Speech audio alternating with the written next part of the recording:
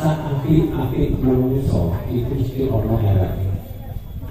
Ketika Brahmana itu jalan tidak rumput, di sana ada semut, maka beliau menerima karma buruk walaupun sedikit terkait injak rumput dan injak semut, dan itu tidak disengaja oleh Brahmana itu. Artinya bahwa kehidupan ini seimbang, sebaik-baiknya manusia itu pasti ada salahnya, dan sejelek-jeleknya manusia pasti ada kebaikannya.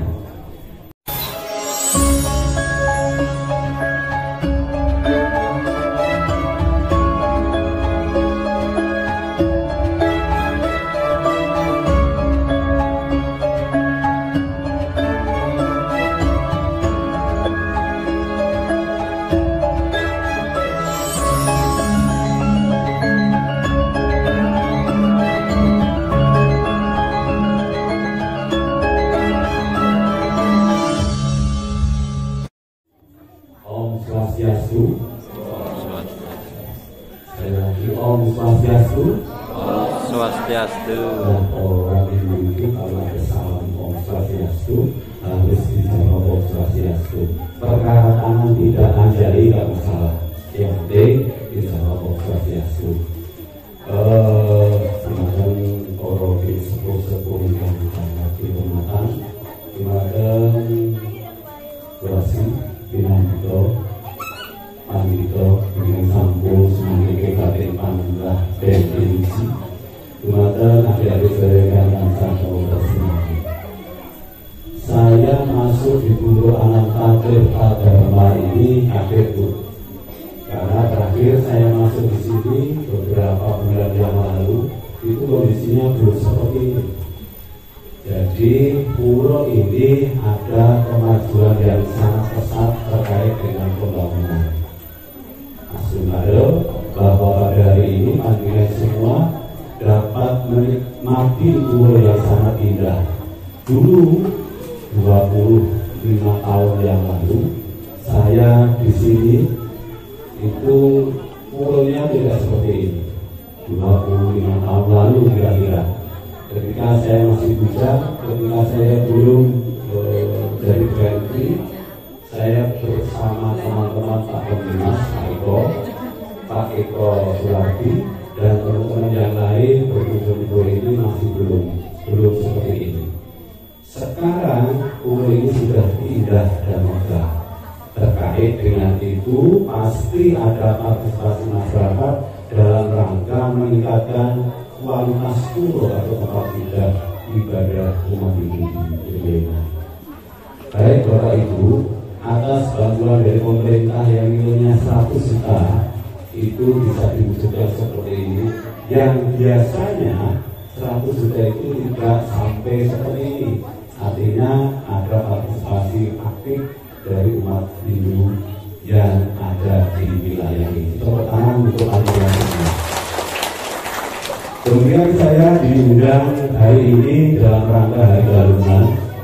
Hari Galungan kalau istilah di sana, Galungan itu pertemuan atau peperangan antara kebaikan dan ketidakbaikan, antara dharma dan adharma. Tetapi kalau di Jawa filosofinya agak sedikit berbeda. Kalau di Jawa Galungan itu kalau dalam jagat, lahirnya jagat, isinya itu Galungan. Maka di dalam memperingati Hari Raya Galungan itu bagi umat Hindu yang ada di Jawa itu memayu Hari Bawono atau berusaha memelihara kehidupan yang ada di jagat sekarang. Tidak boleh merusaknya dan tidak boleh mengurangi esensi kehidupan yang ada. Terkait dengan itu, oke, marilah kita bersama-sama untuk menyelenggarakan kegiatan yang tanpa merusak lingkungan. Kegiatan apa itu? Kegiatan yang masih mendukung lingkungan sekitarnya. Baik, jadi Bapak Ibu, panjenengan ada di sini itu tidak bisa baik, tidak bisa lancar tanpa dukungan ibu-ibu. Karena ibu-ibu adalah manusia atau makhluk yang ada di dunia yang paling hebat. tidak ada satupun ibu-ibu sini yang mengeluh mengerjakan pekerjaan rumah, mengerjakan pekerjaan yang ada di mulut, mengerjakan pekerjaan yang belum dikerjakan. Kalau bapak-bapak enak beli kos sawah, di vitamin, di bu kopi ini, lah mencari kopi ini, dia tidak memikir bahwa kebutuhan itu harus terus pakai uang. Lah jatahnya piro Pak? Sesasi buat jatah piro, lumpuh toko.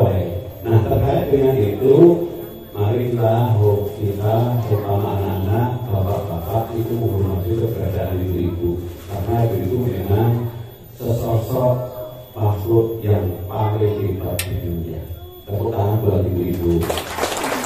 Nah, baik bapak-bapak dan ibu, manusia itu siji mati, loro jodoh, telu mawatu, siji meninggal, dua jodoh jodoh, tiga orang itu ngatur rezeki, mesti lodrat dari jagat, mesti dari uji. Mesti lodrat dari jagat, mesti dari uji. Sudah ditentukan, sudah ada yang ngatur. Makanya orang itu rasa moyo-moyo yang budaya, tidak usah moyo-moyo yang berusaha untuk dan untuk rezeki dan rezeki, tidak usah. Karena memang semua itu sudah ditentukan oleh Sang Yang Dewasa, mesti lodrat dari jagat, mesti dari uji. Memang manusia menang untuk berusaha lebih baik, tetapi jangan dihindari, jangan lupa dengan keberadaan waktu di mana kapan kita harus bekerja. Terkait dengan itu, maka sisi waktu itu tidak bisa diubah karena sudah keberadaannya sudah ditetapkan oleh Tuhan. Yang penting kita bersama-sama untuk mendukung dan menyempurnakan keberadaan itu. Nah, terkait dengan Galungan itu menanya dharma, ajaran baik terhadap kemenangan, terhadap ketidakbaikan. Sing jenenge wong murid iku sak apik-apike manungsa mesti ana eleke. Sak eleke manungsa mesti ana apike. Contoh, seorang brahmana atau seorang pendeta itu kan dipandang bagi itu orang yang baik. Sak apik-apik manungsa itu mesti ana eleke. Ketika brahmana itu jalan tidak rumput, di sana ada semut, maka beliau menerima karma buruk walaupun sedikit terkait injak rumput dan injak semut, dan itu tidak disengaja oleh brahmana itu. Artinya bahwa kehidupan ini seimbang, sebaik-baiknya manusia itu pasti ada salahnya, dan sejelek-jeleknya manusia pasti ada kebaikannya. Bagi seorang pembunuh kan ibaratnya kita menilai orang itu kan jelek sekali, bertentangan dengan brahmana tadi. Seorang pembunuh walaupun sifatnya sangat jelek, karmanya buruk banyak, tetapi dia mempunyai kebaikan. Maka itu contoh, walaupun seorang pembunuh terhadap anaknya sendiri pasti peduli, terhadap istrinya sendiri pasti peduli, terhadap badannya sendiri pasti peduli, maka dia tidak lupa mandi. Mandi itu membersihkan badan. Membersihkan badan itu bagus atau karma baik. Terkait dengan itu, maka seburuk-buruknya orang itu pasti ada baiknya. Tidak ada orang hidup itu full atau semua bagus dan full semua jelek, itu tidak ada itu. Nah, oleh karena itu, sebagai manusia yang mempunyai akal, yang mempunyai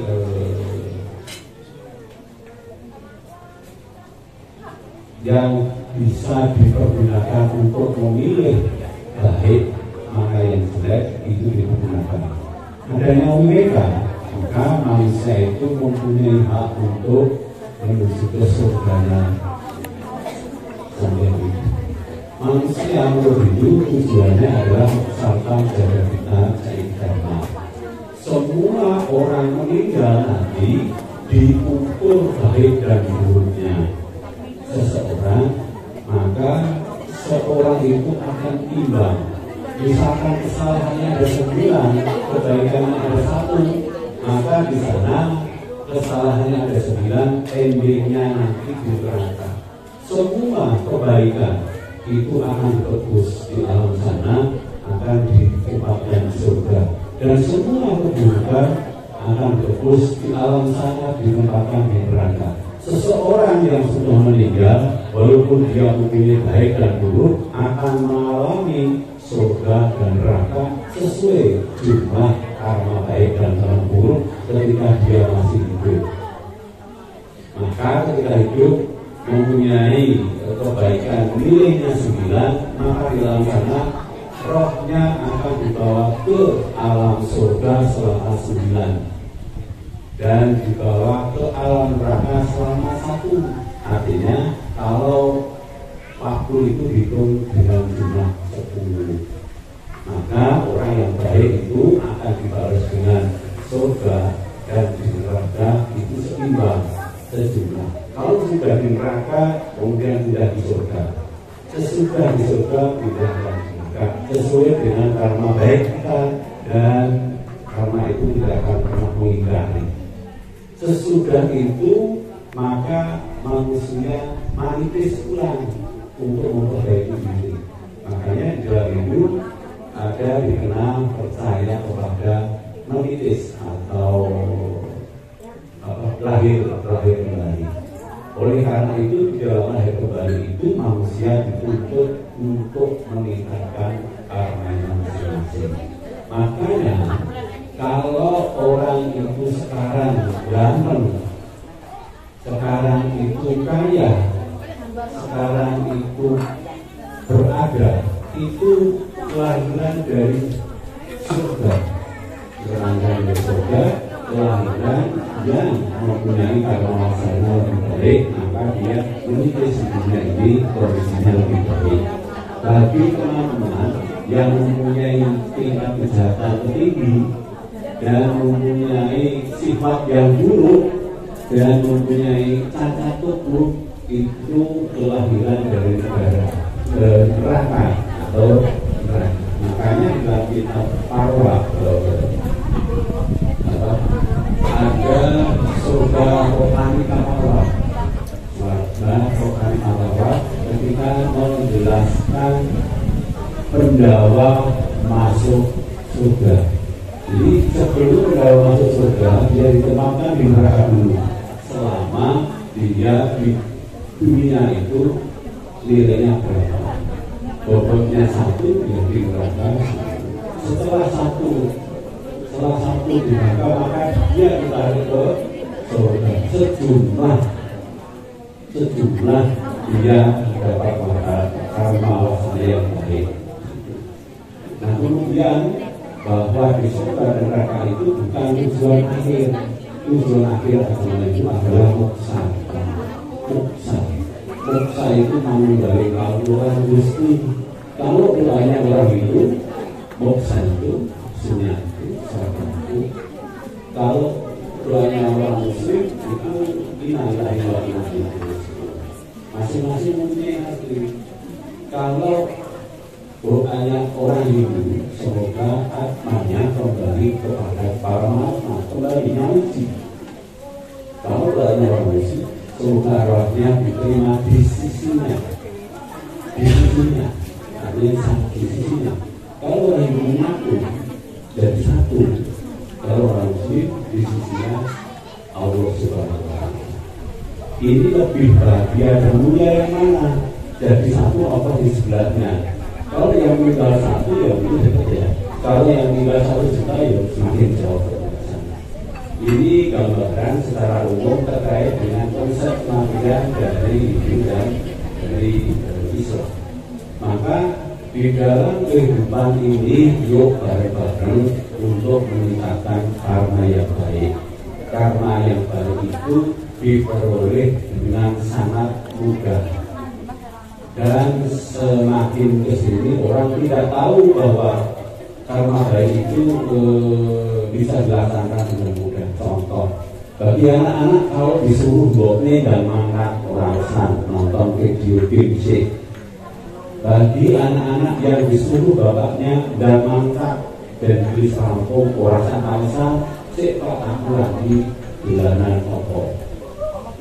Bagi seorang ibu bangun pagi memasak itu sudah karma baik. Netepi karena lucu, karena buku itu bagi seorang istri harus melayani suami baik di kehidupan sekarang maupun di kehidupan yang akan datang. Nah, oleh karena itu kalau kita bisa berbuat baik, menghimpun karma-karma baik, maka asmukara nanti dalam kehidupan yang akan datang ditempatkan di surga yang lebih lama dan ditempatkan di neraka lebih pendek dan kemudian diputuskan dengan kondisi yang lebih baik, lebih cantik, lebih ganteng, lebih kaya dan lain-lain. Jadi Bapak Ibu mulai dari sekarang yuk kita berbuat karma yang lebih baik. Kemudian yang ketiga bahwa perayaan Dharma dan kuningan itu mempunyai makna bahwa semua kesalahan itu harus dihilangkan, berusaha dihilangkan, karena kesalahan itu tidak bisa dihilangkan secara 100%. Tetapi kita yang mempunyai WWK bisa menghindari kesalahan-kesalahan yang akan ada. Oleh karena itu, mari kita bersama-sama untuk selalu berbuat baik. Kalau dulu bagaimana, sekarang harus bagaimana. Kalau dulu zamannya tidak enak, sekarang sudah enak, yo kelingan tahun berparuh, yo kelingan saudara, yo kelingan saudara yang jauh. Kita hidup itu kalau bisa di rumahnya dipagari dengan piring, bukan dipagari dengan beton atau baja. Kenapa dipagari dengan piring? Maksudnya dipagari dengan piring itu kita suka weweh kepada tetangga. Dipagari dengan piring isinya gedung. Dipagari dengan piring isinya opor ayam. Itu maksudnya. Silahkan kehidupan rumah tangga Anda dipagari dengan piring yang isinya berbagai macam yang bisa dibantukan kepada tetangga. Kalau ada masalah, sopo sedulur paling cerah, tonggo. Yang ono maling, teriak-teriak maling, itu sing tonggo. Kalau ada kematian, yang berkosong bisik, ya tonggo. Kalau rumahnya kebakaran, yang paling bisik boleh baju, ya tonggo. Tidak mungkin saudara kandung kita yang ada di Surabaya akan menolong pertama. Itu tidak mungkin. Rumahnya sudah habis kalau kebakaran. Kalau ada kemandian yang merawat itu juga tonggo. Maka lebih baik pagari rumah panjenengan dengan pagar piring yang bisa memberikan kemudahan kepada tonggo panjenengan.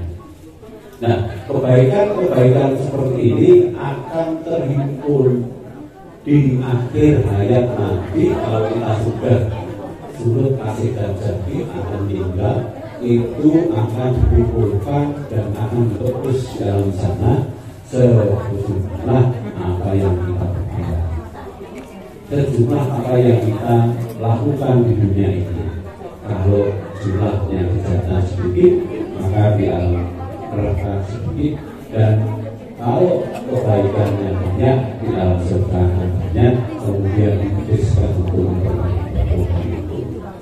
Baik Bapak Ibu, tidak banyak yang kami sampaikan, kurang lebihnya kami mohon maaf, dan apabila ada kesalahan kami mengucapkan mohon maaf sekali lagi. Akhir kata saya tutup dengan Parama Santi. Om Santi Santi.